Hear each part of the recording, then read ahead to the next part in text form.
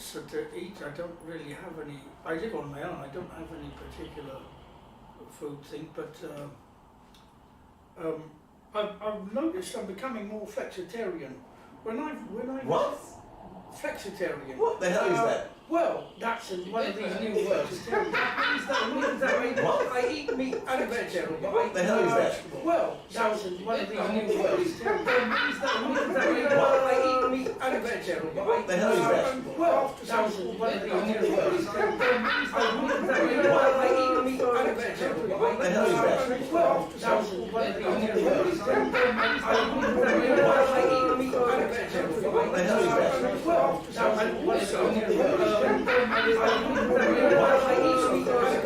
What the hell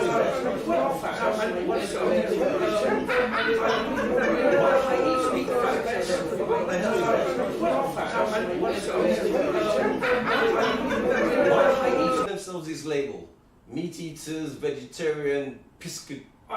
Pescatarian. Taking the pescatarian. I don't know. I mean, the thing. What did you call yourself? Flexitarian. Yeah. I don't mind. Alright, yeah, okay, Shaz, what you got to say on food? Main meal, main diet, you know, is there, do you like it 4 legs? you like animals that have 4 legs, 2 legs? No, I don't eat no red meat. Okay. And I do not eat chicken, so, oh well, I'm maybe a pescatarian. I eat fish sometimes, but mainly, like Graham said, vegetables. Like, if I do eat any food, there's always more veg than anything else. Yeah, so I'm leaning towards more like the vegan side, because I have a lot more days where I don't eat no meat. Well, my best friend is a vegetarian, and when I go to visit him, go to Bristol to visit him, we always have vegetable sort of meals. And he's a very good cook, and it's delicious. Well, it's lovely. The Indians were good because they do a vegan vegetarian curry, and they did that long before this trendy thing. You know, well, you say that, but well, it was their Jamaican religion, wasn't it? Rastafari's been eating idol food for a long time, which is what you would, again, Right, another sorry? word for Ital food. Ital food. Which is like no meat, again, so it's just another word for veganism, you know, but Rastafari's been eating like that from before it was fashionable, so again, yeah. Do you know, give us a little bit more about the vegetables and stuff in Jamaica. Is it spinach, is it, what kind of There's so many different, yam. You've got breadfruit, you've got okra, a lot of the fruit and vegetables, you know, your plantain, yams. There's a lot of, you know, vegan food, Caribbean vegan food that is quite good for you. Okay, that's good, yes. Well, I've read that in many poor parts of the world, people eat very little meat because it's expensive.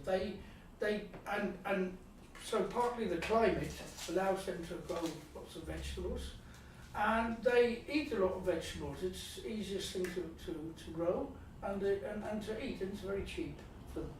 Forget about cheap, it's good for your health, because my grandma always said to me, you know, quality is better than quantity. You know, we can say, oh, you know, it's cheaper to eat vegetables, but a lot of the time when you go to restaurants, the vegan meal or the salads are very expensive in England. But here's what, right? Depending on where you're at, you know, when they have the swarm of locusts, do you know they eat that as a delicacy? Yeah.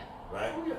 What the Chinese? How many variety of different kind of the crickets? There's fried crickets. They eat disgusting stuff. Right? There's grubs that you find in trees and stuff, right?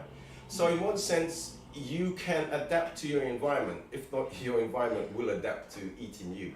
But you adapt to your environment. There's one thing that really gets me sometimes when I see these thing when they ask for fundraising for famine in Africa and what have you, and you see a child with a bloated stomach, right? Now, the stuff they've given that child, if they gave that child what that child normally eats locally, that child would be healthy. What they've decided to do is give them this biscuits and starchy stuff, which bloats them up. I, in fact, get bloated up when I eat bread and what have you, right? And they constantly show these children with a bloated stomach, right? And runny nose, right? And it's from the stuff they have given the child. They've imported, not if they've given the child the local stuff and what their digestive system is used to. Also, the funny thing about diet is that whatever you were brought up on when you were younger, it will be the most, where you're from, your body and your people have learned to live on that. It is now part of you. There's that saying about one man's meat is another man's poison. It is literally so. Yes. So as you grow older and you move away, the food in this